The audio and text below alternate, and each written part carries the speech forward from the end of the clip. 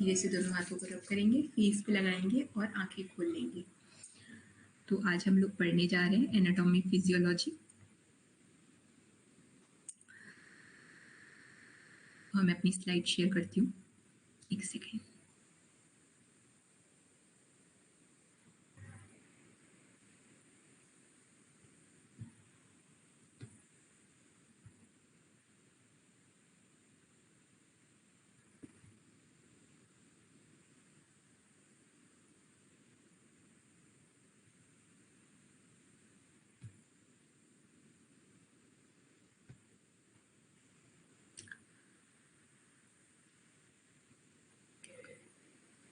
एक मिनट,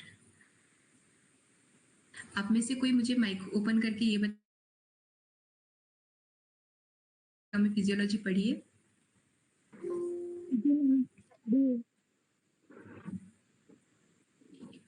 तो फिर से एक बार पढ़ के देखते हैं। स्टार्ट करते हैं एनाटॉमी फिजियोलॉजी।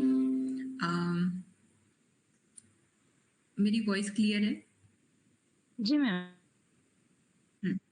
ठीक है, तो स्टार्ट करते हैं। सबसे पहले हम एनाटॉमी फिजियोलॉजी देखते हैं। ये यूनिट नंबर 6 में है हमारे पेपर 2 के, और इसका सिलेबस देखते हैं। ठीक है, तो फर्स्ट पार्ट क्या है? Introduction to human anatomy and physiology. Second है introduction to cell, tissues and organ system. फिर उसके अंदर के सभी बेसिक्स पार्ट्स के बारे में पढ़ेंगे। Cell organelles, cell membranes, movement of substance and water through cell membranes and bioelectric potential. फिर उसके बाद हम लोग 9 सिस्टम्स के बारे में पढ़ने वाले हैं। फर्स्ट सिस्टम है मस्कुलोस्केलेटल सिस्टम, फिर उसके बाद है digestive and excretory system, renal pathology, nervous system and gland, sensory nervous system, cardiovascular and respiratory system, immune system और रिप्रोडक्टिव सिस्टम। ठीक है, तो सबसे पहले हम जानते हैं कि एनाटॉमी और फिजियोलॉजी का मतलब क्या होता है। अगर कुछ ज्यादा स्पीड में हो तो एक बार आप मुझे रोक के। अच्छा, आवाज नहीं आ रही है? बाकी सबके साथ भी यही दिक्कत है?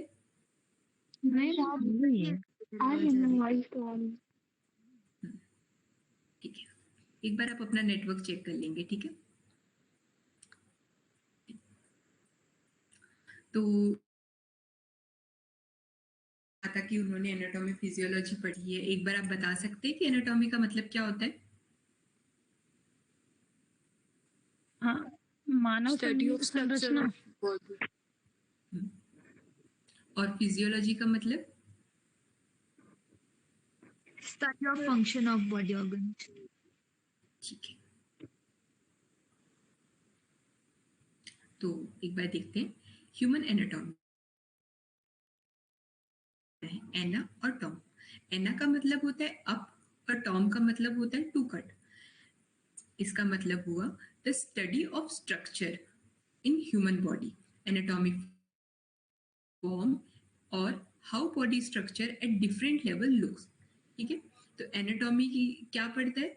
इसमें हम पढ़ेंगे कि हमारी बॉडी स्ट्रक्चर कैसे है, मतलब उसका फॉर्म कैसे है, और इसके बारे में हम डिफरेंट तरीके से पढ़ेंगे। और ग्रॉस एनाटॉमी, एनाटॉमी भी दो प्रकार की होती है, एक ग्रॉस एनाटॉमी होती है और एक हिस्टोलॉजी होती है। तो जो ग्रॉस एनाटॉमी होती है उसमें मैक्रोस्कोपिक स्ट्रक्चर के बारे में पढ़ेंगे, जैसे कि बॉडी, ऑर्गन सिस्टम्स। ठीक है, पर जो हिस्टोलॉजी होती है उसके अंदर माइक्रोस्कोपिक स्ट्रक्चर के बारे में पढ़ेंगे, जिसको हम माइक्रोस्कोप के अंडर में देखेंगे, जैसे टिश्यूज, सेल और ऑर्गेनेल्स। ठीक है,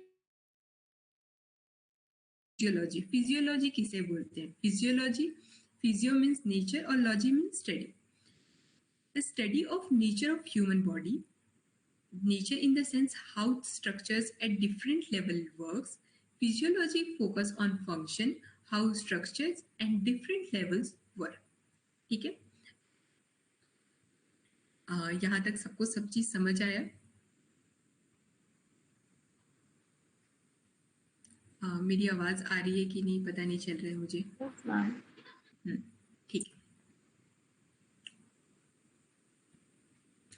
तो अब हम डायरेक्शनल टर्म के बारे में पढ़ेंगे एनाटॉमी में। ठीक है मैम, थोड़ा सा हिंदी में बता देना बीच में। सॉरी, इसमें आपको थोड़ी हिंदी खुद से देखनी पड़ेगी क्योंकि एनाटॉमी और फिजियोलॉजी को हिंदी होते हैं। शायद प्रियंका आपने बोला ना अभी? जी मैम। अच्छा, मैं आपको हिंदी में समझाती हूँ और टर्म्स इसमें इंग्लिश में ही लिखे रहेंगे, ठीक है? तो आप साथ ही साथ नोट करते जाएंगे। और एकदम पर्टिकुलर टर्म की प्योर हिंदी तो मुझे नहीं आती इसमें, तो मैं कोशिश करूँगी।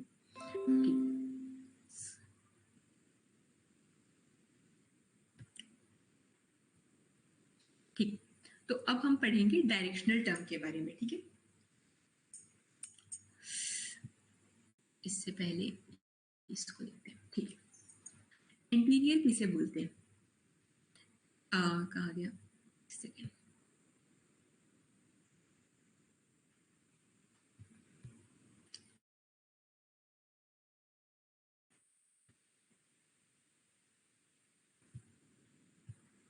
एंटीरियर हमारी बॉडी के फ्रंट पार्ट है, उसको एंटीरियर बोलेंगे। तो आप मुझे बताइए कि हमारा जो नोज है वो हमारा एंटीरियर हुआ टूवर्ड्स, ठीक है? पोस्टीरियर किसे बोलेंगे? At back of the body, back view. तो ये जब हम किसी पर्टिकुलर एक ऑर्गन को लेके चलेंगे तो इसमें एंटीरियर पोस्टीरियर ऐसे टर्म आएंगे, ठीक है? Mid line, a imaginary vertical line that divide body equally from right down to middle, ठीक है? अगर हम अपनी बॉडी को ऊपर से एक सीधा काटेंगे, बीच से काटेंगे दो टुकड़ों में, तो उसको क्या बोलेंगे? मिड लाइन बोलेंगे, ठीक है?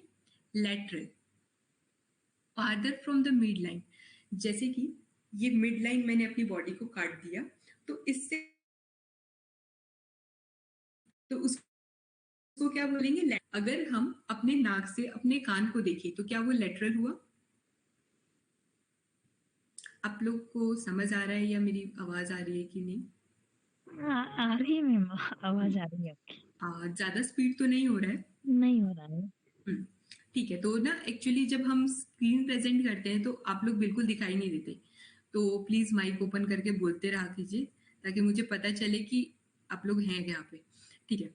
तो लेटरल का मुझे बताएंगे कि नोज से ईयर्स लेटरल हुए कि नहीं, अगर मैंने अपनी बॉडी को दो हिस्सों में कट कर दिया।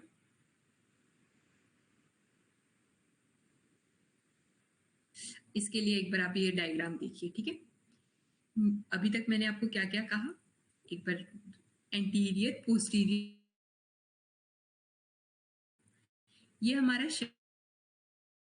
एंटीरियर क्या होगा? ये जो सामने हमारी बॉडी का जो फ्रंट हिस्सा है इसको हम बोलेंगे एंटीरियर, और हमारी बॉडी का जो बैक हिस्सा है उसको हम बोलेंगे पोस्टीरियर, ठीक है? फिर उसके बाद हमने क्या पढ़ा? Mid line. अगर हम अपनी बॉडी को दो बराबर हिस्सों में ऊपर से लेकर नीचे तक कट कर दे तो उसको क्या बोलेंगे? मिड लाइन बोलेंगे। फिर उसके बाद हमने पढ़ा, सॉरी, हाँ, लेटरल। मिड लाइन से जब हम दूर की ओर जाएंगे तो उसे बोलेंगे लेटरल। आप मुझे बताइए, हमारी मिड लाइन से हमारा जो ये हाथ है, ये देखिए यहाँ से बताया गया लेटरल, ये मिड लाइन से अवे जा रहा है।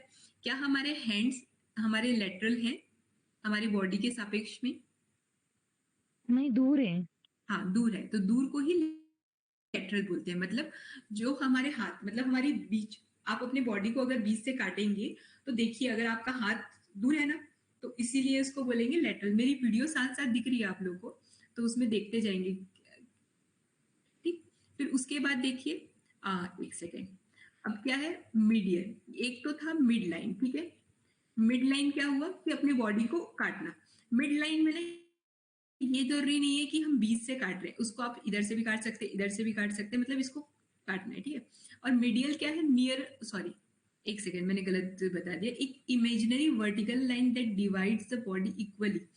मिड लाइन मतलब जिसमें आपकी बॉडी जो है ऊपर से नीचे तक सीधा एक लाइन में कट रही है।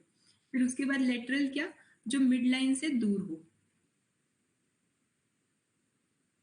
मिड लाइन, ये हमारी मिड लाइन है। इससे जो चीज नियर हो, पास आती हो, तो वो क्या है? मीडियन, ठीक है? अब हम पढ़ेंगे सुपीरियर और इंफीरियर के बारे में। सुपीरियर किसे कहते हैं?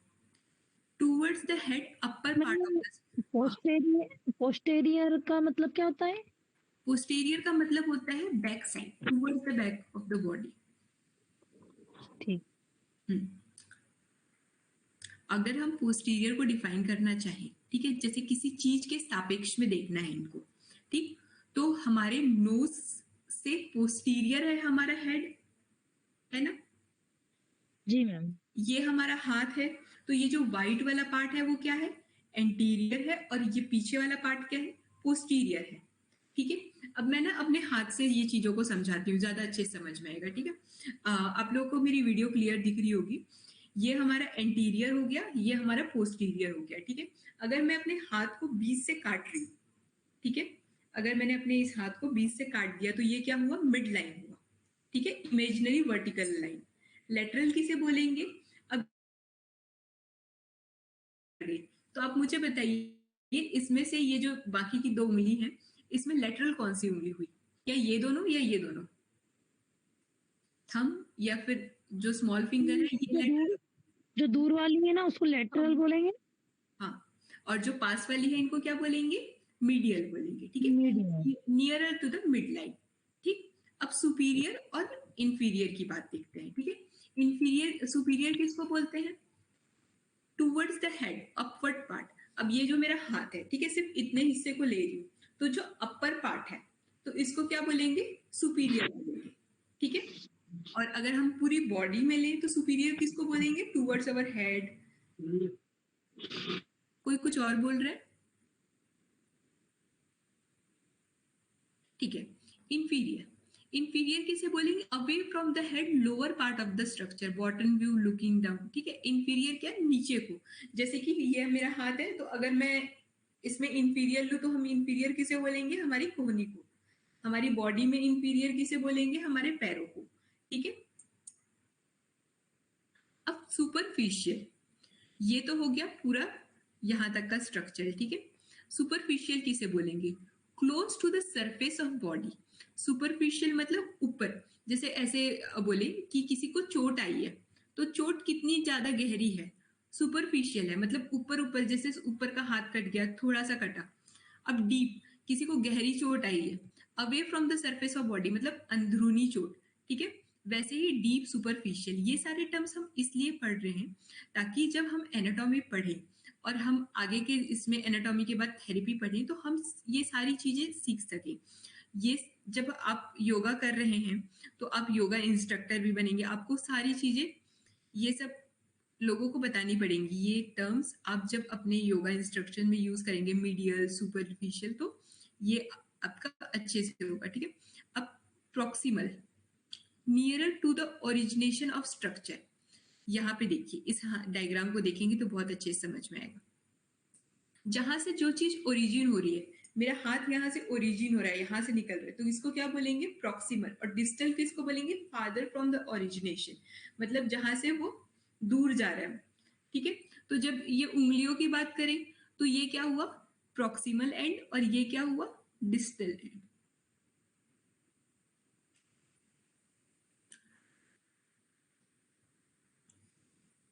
अब एक बार देखते हैं आप लोगों को कितना समझ में आया। ठीक है, अब आप लोग बताते जाइए हम लोगों ने क्या क्या पढ़ा। एंटीरियर किसे बोलते हैं? आगे सामने का पार्ट, फ्रंट पार्ट, एंटीरियर सामने। पोस्टीरियर किसे बोलेंगे? बैक पीछे वाले पार्ट को। ठीक है, फिर उसके बाद क्या पढ़ा था हम लोगों ने? हाँ, एक पढ़ा था हम लोगों ने मिड लाइन। मिड लाइन किसे बोलेंगे बताइए? बीच से कट होता है उसको। बीच से कट होगा उसको बोलेंगे। ठीक है, लेटरल, और फिर उसके बाद पढ़ा था मीडियल। लेटरल किसे होगा? एक बार मैं ना जिसे पूछती हूँ वो बताएंगे। ठीक है, प्रियंका भी आप माइक मत ओपन कीजिएगा। स्वर्णलता जी बताइए कि लेटरल किसे बोलेंगे? ये मेरा हाथ है, इसमें लेटरल कौन सी उंगली हुई? इसी साइड को देख के बताइए बस। ये अंगूठा है और ये है रिंग फिंगर, रिंग फिंगर नहीं, इंडेक्स फिंगर। हम अंगूठे को। ठीक है, काजल जी अपना माइक ओपन कीजिए। जी मैम। अब बताइए, मेरी पूरी बॉडी को देख के, बस इतने पार्ट को देख के बताएंगे। ये हमारा हैंड है, ये हमारे मिड लाइन है, ठीक है। तो इसमें जो मीडियल होगा वो मेरे शोल्डर्स होंगे कि मेरे हैंड होंगे? शोल्डर्स। ठीक है। अब ये बताइए, ठीक, सुपीरियर किसे कहते हैं? Ma'am superior upper body. ठीक है, अभी किसी और को पूछते हैं, ठीक है। अभी तो इतने लोग दिख रहे हैं, एक सेकेंड, कौन कौन बाकी रह गए? दिव्या जी, दिव्या जी बताइए, इंफीरियर किसे कहते हैं? Divya Malik. Lower body. Superficial, Kiran ji. Ma'am मुझे समझ में नहीं आया थोड़ा। अच्छा, अब पूरे क्लास के दौरान थी? जी मैम। ठीक है, कोई मुझे बता सकता है सुपरफिशियल किसे कहते हैं? जो ऊपरी रहता है। जो ऊपरी तौर से रहता है उसको सुपरफिशियल बोलेंगे। हमारी ये जो स्किन है, ये क्या है? सुपरफिशियल लेयर है जो हमें दिख रही है। जब हम टिश्यूज पढ़ेंगे, जब हम स्किन के बारे में पढ़ेंगे, हमें पता चलेगा ना इसके अंदर कितनी सारी लेयर्स है। अब डीप के बारे में बताइए, डीप किसे बोलेंगे?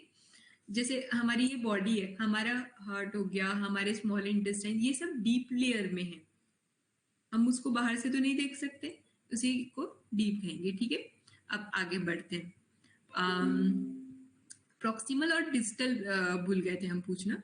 तो प्रॉक्सिमल किसे कहेंगे? Nearer to the origin of structure, जहां से ये हमारी ओरिजिन है, ये जो पार्ट जहां से स्टार्ट होता है उसको बोलते हैं प्रॉक्सिमल, और जो दूर में है उसको बोलेंगे डिस्टल, ठीक है। अब आगे बढ़ते हैं। एक किसी को समझ नहीं आया बोल रहे थे, बाकी और भी हैं बहुत सारे जिनको समझ नहीं आ रहा है। किरण जी। जी मैम अब आ रहा है थोड़ा थोड़ा। हाँ, अब आ रहा है ना थोड़ा थोड़ा। एक बार मैं हाँ। थोड़ा सा जल्दी से ओवरव्यू देती हूँ आपको अच्छे मैम से। एक बार सुपरफिशियल जी बता मैम। देना फिर से। सुपरफिशियल इसको बोलते हैं close to the surface of the body, ठीक है।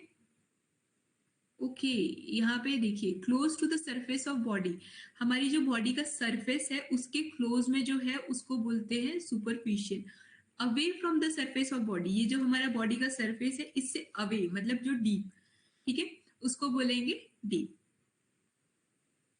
अब मैं आगे बढ़ती हूँ। अब हम पढ़ेंगे प्लेन्स ऑफ बॉडी के बारे में, ठीक है। यहां तक का समझ में आ गया? जी मैम। मैम ठीक है, मैम एक बार जल्दी जल्दी बता दीजिए, थोड़ा सा शॉर्ट में। इसको बताती हूँ, ठीक है। एक बार ध्यान से सुनिएगा। देखिए, ये हमारी बॉडी है, इस स्ट्रक्चर को ध्यान से देखिए, ठीक। हम लोगों ने कौन कौन से टर्म पढ़े, अब उस पे जाते हैं। एंटीरियर क्या हुआ?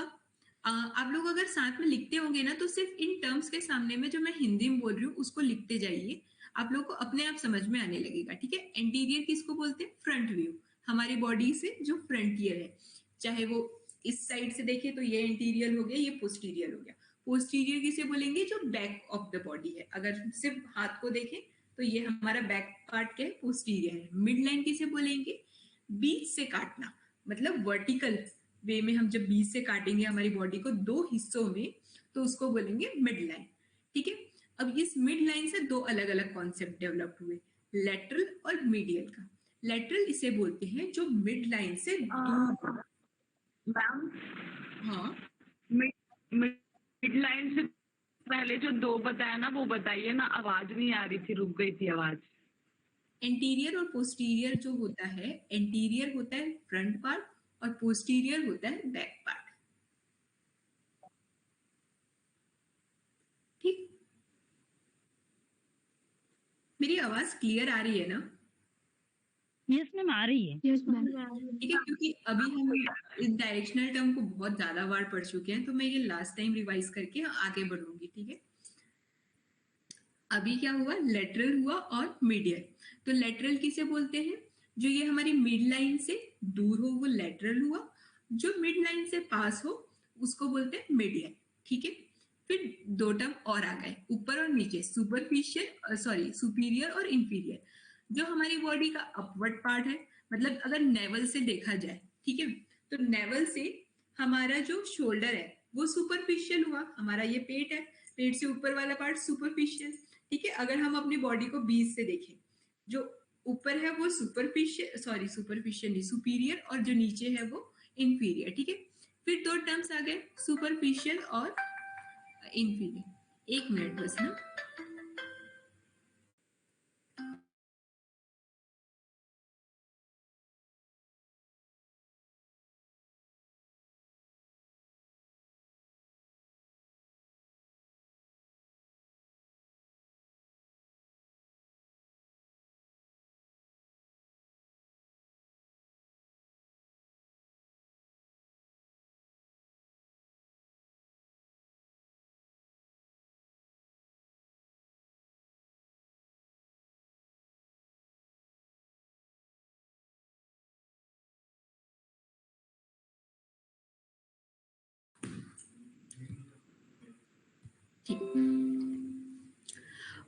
फिर ये सुपरफिशियल डीप भी समझ में आ गया। प्रॉक्सिमल और डिस्टल में आपको क्या समझना है, जो ओरिजिन से जो पास में स्ट्रक्चर है उसको प्रॉक्सिमल बोलते हैं, और जो ओरिजिन से दूर है,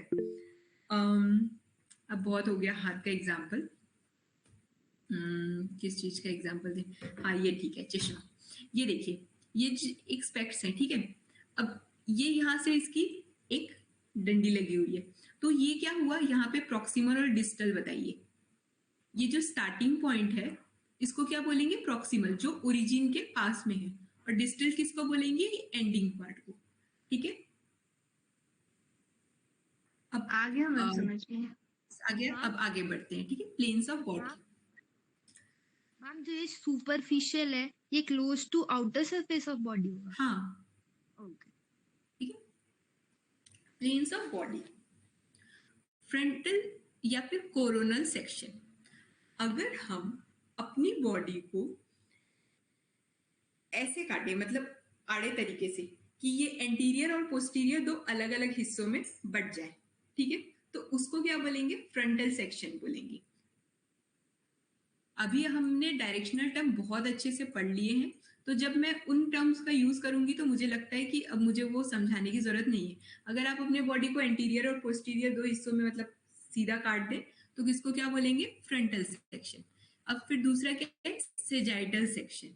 अगर हम अपनी बॉडी को बीच से काटे, जो मिड लाइन वाला पढ़ा था ना हम लोगों ने, वर्टिकल काटे, और वो दो हिस्सों में डिवाइड हो जाए, राइट साइड लेफ्ट साइड, तो उसको क्या बोलेंगे, सेजाइटल सेक्शन।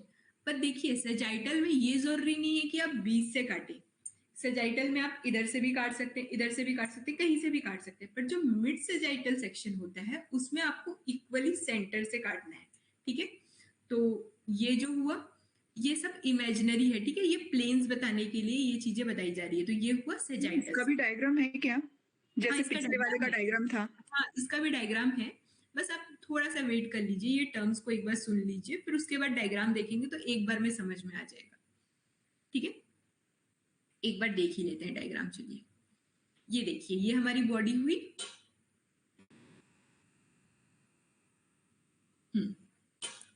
फ्रंटल किसे बोलते हैं, अगर हम अपनी बॉडी को ऐसे काट दें सामने से, मतलब जो चेहरा वाला पार्ट है वो आगे चला जाए और पीछे वाला पार्ट जो है हमारा सर बाल जो है वो पीछे, तो वो क्या हुआ, फ्रंटल पार्ट हुआ, जिसको बोलते हैं फ्रंटल प्लेन, कोरोनल प्लेन। अब हम लोगों ने दूसरा टर्म क्या पढ़ा था, सेजाइटल प्लेन। सेजाइटल प्लेन में मैंने आप लोग को बताया कि हम अपनी बॉडी को ऊपर से नीचे काटे तो उसको हम सेजाइटल प्लेन बोलेंगे। पर मैंने आपको ये भी बताया कि सेजाइटल में जरूरी नहीं है कि आप एकदम से बीच से काटे, आप कहीं से भी काट सकते हैं। पर मिड सेजाइटल जो होता है उसमें आपको ये जो नाक वाली लाइन है जहां से बीच होती है, तो उसको जो बोलते हैं sagittal plane, mid sagittal plane, ठीक है। यहां तक समझ में आया? मैम सजाइटल में मतलब बॉडी के कहीं के पार्ट को मतलब बीच में से काट, काटना है इधर के से बीच ऐसे। में मतलब बीच में से कट करना है कि कहीं से मतलब बराबर दो हिस्से में, बराबर दो हिस्सों में काटना है, ठीक है, सेजाइटल। और जो मिड सेजाइटल होगा उसमें बीच से काटना है। Ma'am right to left. हाँ, राइट टू लेफ्ट वाला जो है ना वही सजाइटल है। राइट 2 हिस्सों में कट गया तो वो सजाइटल हो गया। जैसे कि फिर से हाथ का ही एग्जांपल लेंगे तो ज्यादा अच्छे से समझ में आएगा। अगर हाथ को ऐसे काटे कि ये जो वाइट ब्लैक वाला पार्ट है वो इस साइड हो जाए और इधर जो वाइट एक साइड तो गोरा होता है हाथ का वो इस साइड हो जाए तो वो क्या हो गया फ्रंटल।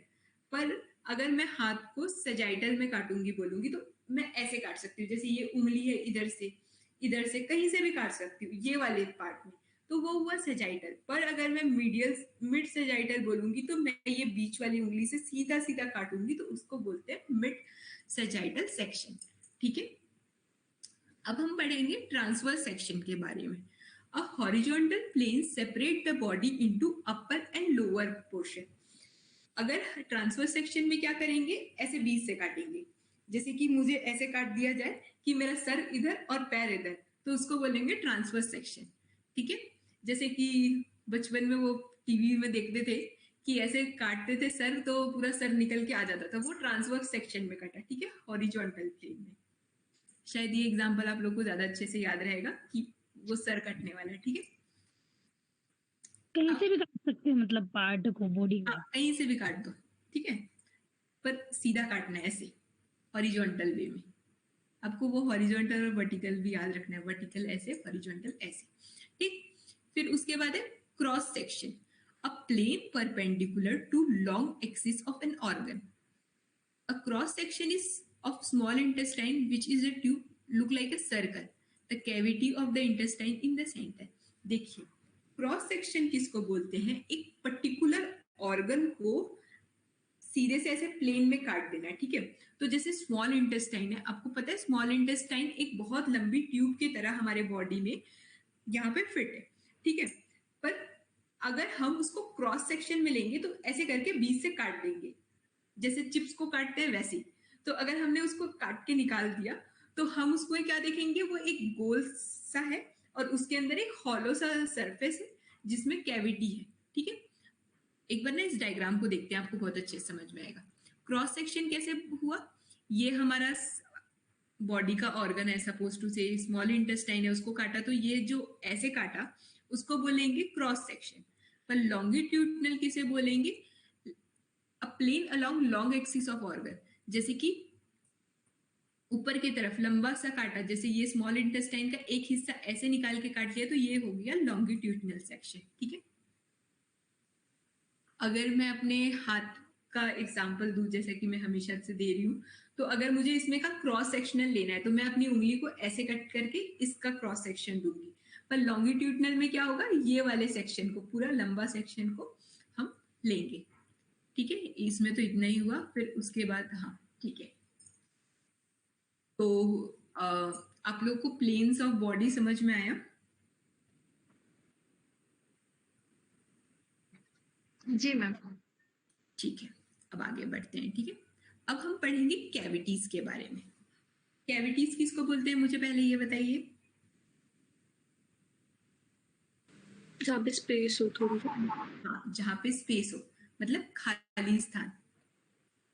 ठीक है, तो हमारी बॉडी में तो बहुत सारी कैविटीज हैं, बट 2 मेजर कैविटी है जिसको हम बोलेंगे dorsal cavity and ventral cavity. देखिए यहाँ पे पोस्टीरियर और एंटीरियर भी लिखा है, तो कोई माइक ओपन करके बताइए पोस्टीरियर किसे बोलते हैं। पीछे वाला पार्ट।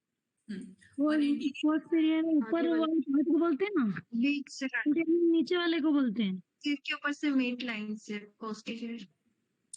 और कंफ्यूज मत होइए, कंफ्यूज मत होइए। पोस्टीरियर यानी आगे, एंटीरियर यानी पीछे। ये किसने बोला, प्लीज पोस्टीरियर पीछे होता है, पोस्टीरियर पीछे और पीछे, इंटीरियर आगे। ठीक है, तो अभी जिसने पोस्टीरियर को आगे बना दिया था प्लीज थोड़ा ध्यान देंगे। अगर कोई चीज ऊपर नीचे लिखी है इसका मतलब ये नहीं है कि पोस्टीरियर आगे हो गया। ठीक है, पोस्टीरियर हमेशा पीछे को बोलेंगे।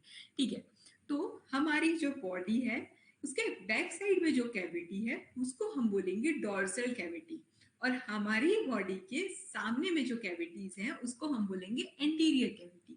ठीक है, अब इन कैविटीज के भी बहुत सारे सबसेक्शन हैं, पर इन कैविटीज को पहले देख लेते हैं। ठीक है, पहले ना इस डायग्राम को ध्यान से देखेंगे। ठीक है, यहाँ पे तो 2 डायग्राम है, पर इस डायग्राम को हम अभी देखते हैं। पेन यूज कर लेती हूँ। आपको ये दिख रहा होगा, ठीक है,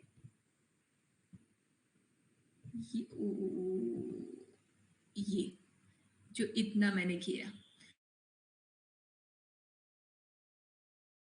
डोर्सल कैविटी, इसके अंदर आता है हमारा CNS nervous system. CNS nervous system में क्या क्या होता है, ब्रेन और हमारा स्पाइनल कॉर्ड। तो जो ब्रेन और स्पाइनल कॉर्ड की कैविटी होती है उसको बोलते हैं डोर्सल कैविटी, ठीक है।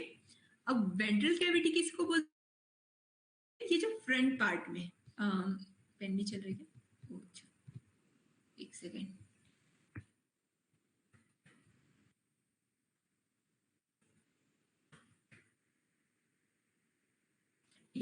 ये जो हमारे थोरेसिक,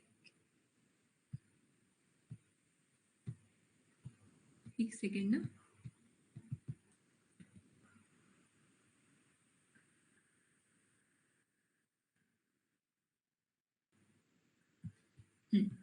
ये वाला जो पार्ट है इसको बोलेंगे वेंट्रल कैविटी, ठीक है।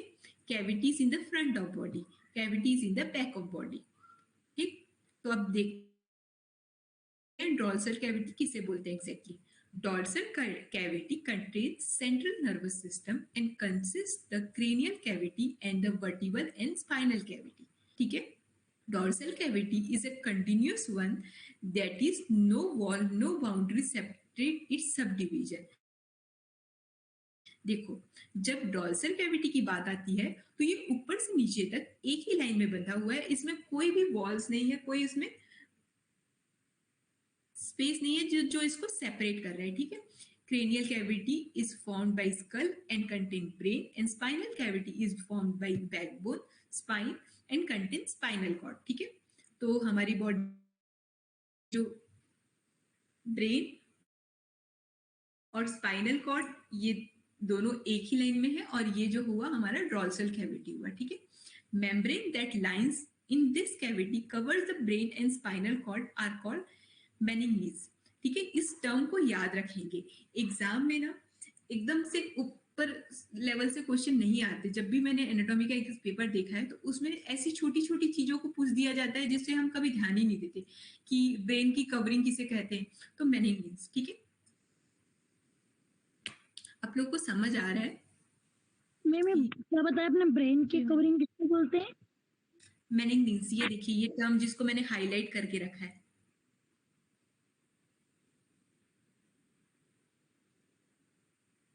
इसको मैं एक बार और थोड़ा हाईलाइट कर देती हूँ, ये, ठीक है। अब मैं थोड़ा सा आगे बढ़ती हूँ वेंट्रल कैविटी की ओर। वेंट्रल लिखा नहीं था मैंने, बल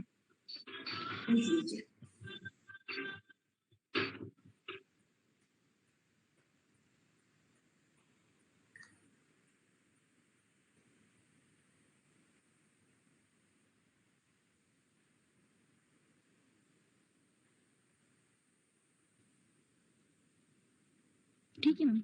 ब्रेन का cover, covering of the brain is known as meninges, ठीक। अब आगे बढ़ते हैं, देखिए ventral cavity. Ventral cavity consist of two compartment, thoracic cavity and abdominal cavity, ठीक है। अब मुझे ये बताइए थोरेक्स रीजन किसको बोलते हैं?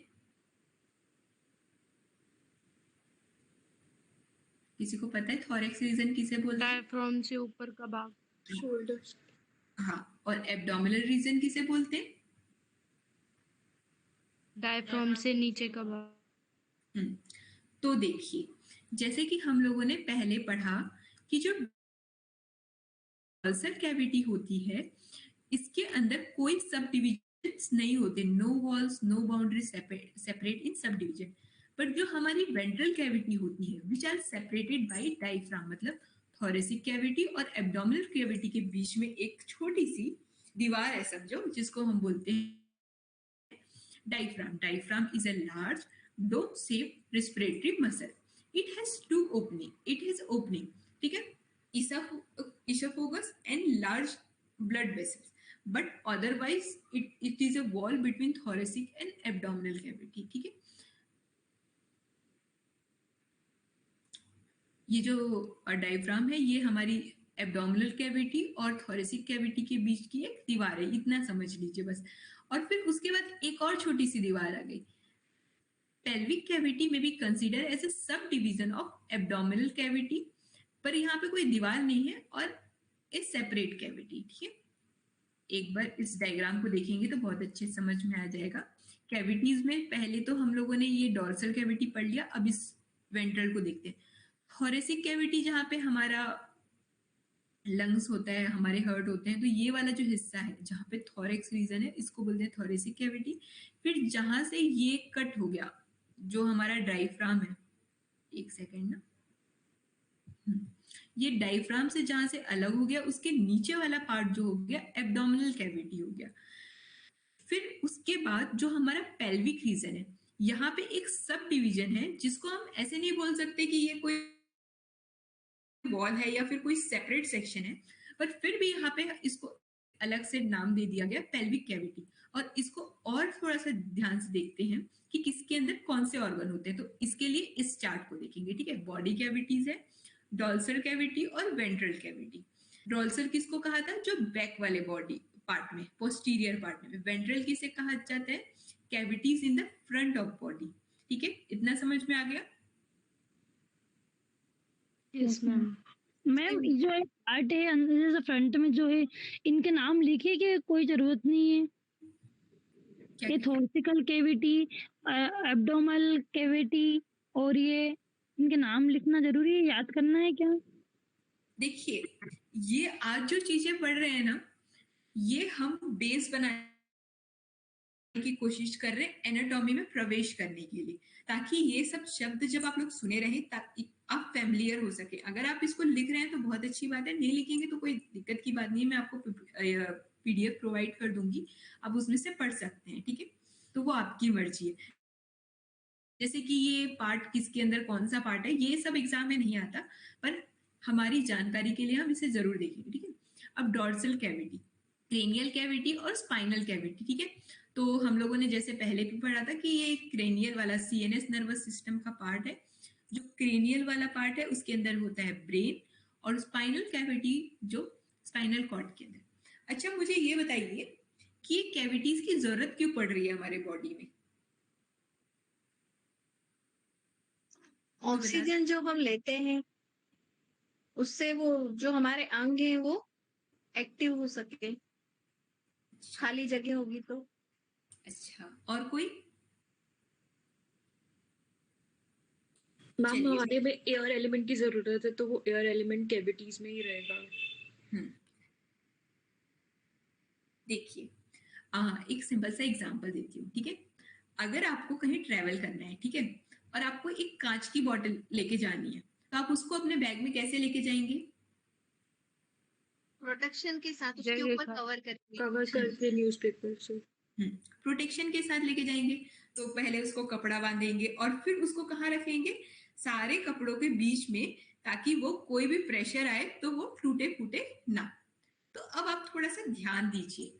ठीक है, कैविटीज के अंदर कैसे ऑर्गन है, ऐसे ऑर्गन जिनको कोई डैमेज ना हो। तो ये कैविटीज क्या है, एक ऐसा पार्ट है हमारी बॉडी को, मतलब हमारी बॉडी के जो स्पेशल ऑर्गन्स है या फिर जो जिसको हानि पहुंच सकती है, उसको मेरा टर्म याद नहीं आ रहा है, उन ऑर्गन को सेफ रखने के लिए ये कैविटीज है। तो देखिए, क्रेनियल कैविटीज के अंदर कौन सा ऑर्गन है, ब्रेन।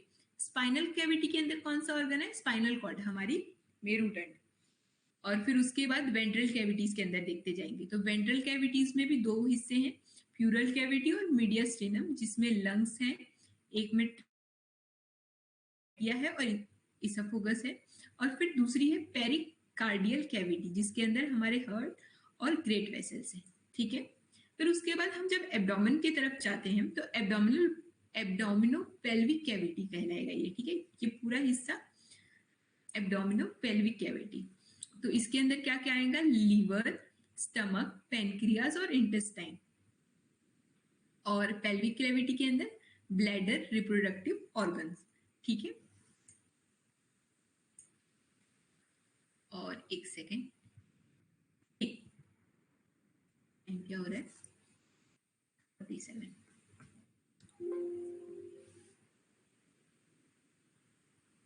अब एक बार हल्का सा रिवाइज करते हैं और आज के लिए इतना ही रखते हैं और कल से हम पढ़ेंगे सेल। ये जो हमारा एनाटॉमी का पार्ट है ये बहुत ज़्यादा लेंथी है, पर हम इसे इतना ज़्यादा डीप नहीं पढ़ेंगे कि हम इसे पूरे महीने भर पढ़ते रहें, क्योंकि हमें इसके और सब सेक्शंस भी पढ़ने, साइकोलॉजी और डाइट। ठीक है, तो हम कोशिश करेंगे कि हम एक एक सिस्टम को एक एक दिन में कंप्लीट करें। तो आज हम लोगों ने introduction to anatomy and physiology पढ़ा है, कल हम पढ़ेंगे इंट्रोडक्शन टू सेल और यहाँ तक पूरा पढ़ेंगे। सेल ऑर्गेनेल्स क्या होते हैं, movements of cell in water, ये सारी चीज़ें हम कल कवर करेंगे। ठीक है, और कोई ऐसी यूनिट होगी, मतलब कोई ऐसा पार्ट होगा जो बहुत ज़्यादा लेंथी होगा, उसको 2 दिन में कवर करेंगे। यहाँ तक आप लोग को समझ में आया? मैम समझ में तो आया, पर आपका टाइम जो है वो मतलब 7 to 8 खाना बनाने खाने का रहता है, तो थोड़ा सा आगे पीछे हो सकता है, बीच में थोड़ी क्लास हमारी मिस हो जाती है। हाँ, तो देखिए खाना बनाने का तो मुझे भी वही इशू है, तो 5 से 6 मैं सोच रही थी, पर उसके लिए रिकॉर्डिंग की थोड़ी दिक्कत हो रही है कि उस क्लास देने दो आप, तो 5 से 6 मत करना। 5 से 6 तो बहुत जल्दी हो जाएगा मैम। इधर 7 से 8 7:30 या तो थोड़ा सा आधा घंटा बीच में जो हट योग और ये क्लास है एनाटॉमी, फिर मीनाक्षी मैम की रहेगी 9 बजे से, तो आगे का टाइम वो रहेगा, थोड़ा सा आधा घंटा भी मिल जाएगा खाना बनाने 8 से 9 ले सकते हैं। एक साथ क्लासेस, हाँ 8 से 9 चलेगा। ये टाइम 7 से 8 का मैम 7:30 कर लो, 7:30 ठीक है, क्योंकि फिर आधे घंटे का टाइम मिल जाता है, ऐसे बैक टू बैक क्लासेस रहती है फिर। 7:30 मेरे लिए दिक्कत हो जाएगी, एक्चुअली मुझे भी खाना बनाना होता है, और फिर मैं समझ रही हूँ, मतलब फिर ज़्यादा लेट करती जाऊंगी, फिर ये होगा ना। तो वो हटियो और इस क्लास के बीच में थोड़ा सा आधे घंटे का तो डिफरेंस हो, तो अगर हम हटियो को थोड़ा सा मतलब 5:45 से स्टार्ट करके अगर खत्म करें तो आप लोग को आधा घंटा का टाइम मिल जाएगा, उस बीच तो चलेगा। पर उसके लिए मुझे पूजा मैम से एक बार बात करनी पड़ेगी कि वो आगे खिसका सकती है। तो आधे घंटे में अपन कैसे बनाएंगे?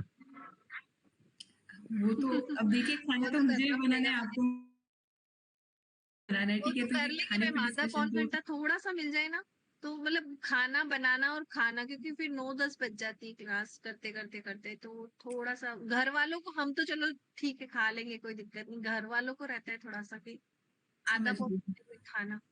आप देखना मैडम अगर हो सके तो प्लीज। ठीक है, हम लोग डिस्कस करते हैं, फिर उसके बाद बताते हैं। ठीक है, अगर फर्स्ट क्लास अगर थोड़ी सी खिसक जाए और आपको इसके बीच में थोड़ा गैप मिल जाए तो हो सकता है कुछ। ठीक, तो आप लोग को आज का सेक्शन समझ में आया? जी मैम आया। जी मैम, और अभी ये जो हमारी अगली क्लास है ना, ये 9 से 10 है, तो 8 से 9 भी है हमारे पास फ्री, तो इधर आपको कभी 8 से 9 में भी अगर हो तो कोई दिक्कत नहीं है हम लोगों को। जो हमारी अगली क्लास है ना मैम 8 से 9 ही ठीक रहेगा, क्योंकि 1 घंटा गैप हो जाएगा। हाँ 8 से 9 में एक नंबर रहेगा, 7 से 8 में हम हमारा खाना बनाना खाना कर लेंगे। आप भी बना लेना 7 से 8 में मैम, और फिर 8 से 9 में अपन आराम से पढ़ सकते, खा भी लेंगे बना भी लेंगे। ठीक है ठीक है ठीक है, मैं समझ रही हूँ, आप लोग की सबकी बात समझ रही हूँ, पर मैं डेली सेम टाइम पे नहीं कर सकती, मुझे पता है। ठीक है, वो सब देख लेंगे। ठीक, रिकॉर्डिंग ऑफ कर दो भानु।